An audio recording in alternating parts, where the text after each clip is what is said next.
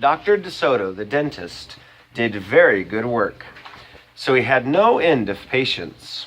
Those close to his own size, moles, chipmunks, etc., sat in the regular dentist chair.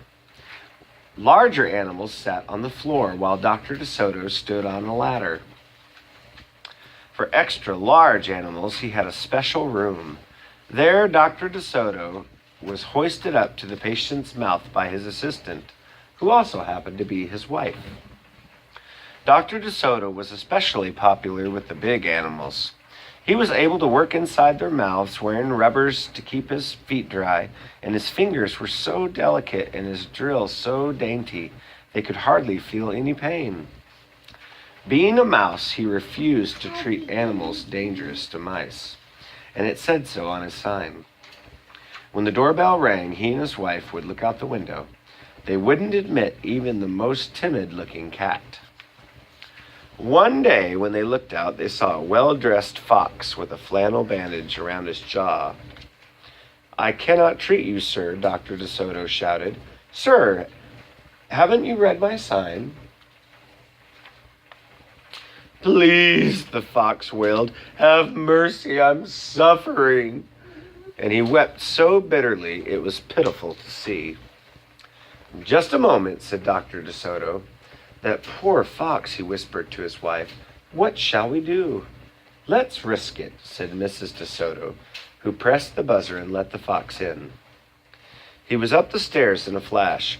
"Bless your little hearts," he cried, falling to his knees. "I beg you, do something. My tooth is killing me." "Sit on the floor, please, sir," said Dr. Desoto, "and remove the bandage." "I'm giving you gas now," said Dr. Desoto. "You won't feel a thing when I yank that tooth." Soon the fox was in dreamland. Yummy," he mumbled. "How I love them raw, with just a pinch of salt and a dry white wine." They could guess what he was dreaming about. Mrs. Desoto handed her husband a pole to keep the fox's mouth open.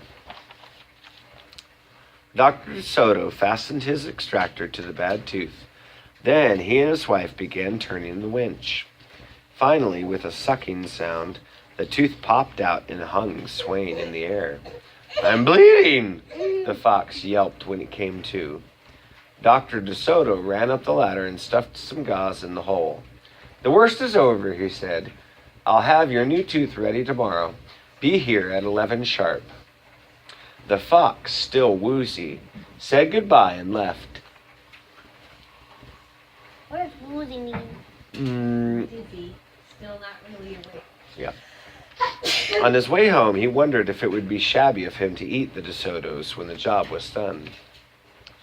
After office hours, Mrs. Desoto molded a tooth of pure gold and polished it. "Raw with salt, indeed," muttered Dr. Desoto. "How foolish to trust a fox."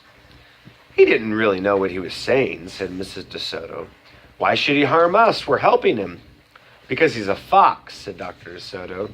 "They're wicked, wicked creatures." That night, the Desotos lay awake worrying.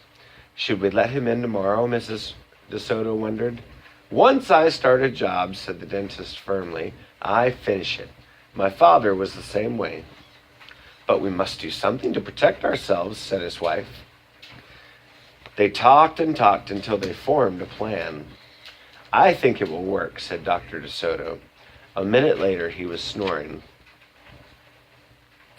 The next morning, promptly at 11, a very cheerful fox turned up. He was feeling not a particle of pain. When Dr. Desoto got into his mouth, he snapped it shut for a moment, then opened it wide and said, "Just a joke." "Be serious," said the doctor sharply. "We have work to do." His wife was lugging the heavy tooth up the ladder. Lug.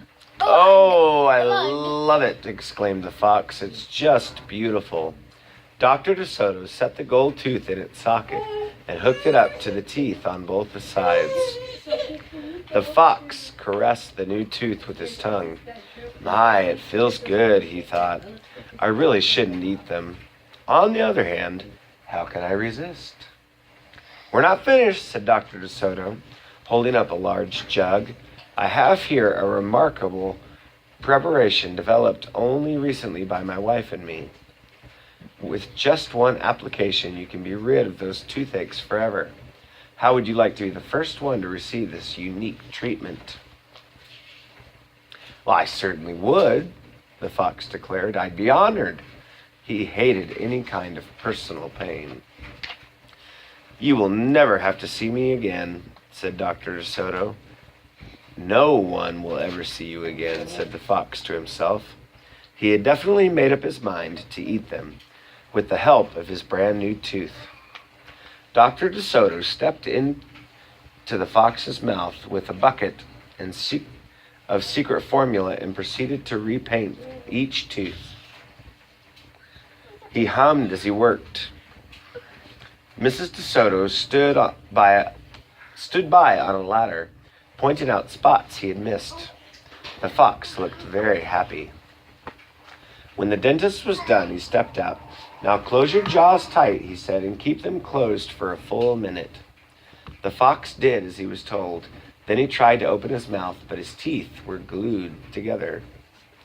Ah, excuse me, I should have mentioned, said Dr. Desoto. You won't be able to open your mouth for a day or two. The secret formula must first penetrate the dentine. But don't worry, no pain ever again. The fox was stunned. He stared at Dr. Desoto, then at his wife, and they smiled and waited. All he could do was say, "Thank you very much," through his clenched teeth, and get up and leave. He tried to do so with dignity. Then he stumbled down the stairs in a daze. Dr. Desoto and his assistant outfoxed the fox. They kissed each other and took the rest of the night off. The end. That sounds like you and Mommy.